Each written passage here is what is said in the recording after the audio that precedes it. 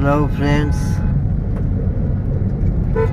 আসলে জানি এই মুহূর্তে ভালো থাকার কথা না। এই মুহূর্তে আসলে আমরা কেউ ভালো নাই। দেশে একটার পর একটা সমস্যার সম্মুখীন আমরা হচ্ছি। বিশেষ করে খারাপ তো একটু লাগছেই। বন্যা কবলিত এলাকার মানুষের কথাগুলো যতই চিন্তা করি, সোশ্যাল মিডিয়া এবং টেলিভিশনে যখনই তাদের প্রতিচ্ছবিগুলো ভেসে ওঠে, মানে খুব খারাপ লাগে। আসলে চেষ্টা তারপরও করছি, অনেকেই চেষ্টা করছে, অনেকে সেখানে সশরীরে গিয়ে মানুষের পাশে দাঁড়ানোর চেষ্টা করতেছে। একটু খারাপ লাগলেও আসলে কী বা করার, সবই নিয়তি। ফেসবুক পোস্টে লিখেই দিয়েছি, বিবেককে বলে দিয়েছি, বিবেক তুই প্রতিবন্ধী হয়ে যা, ভালো থাকবি।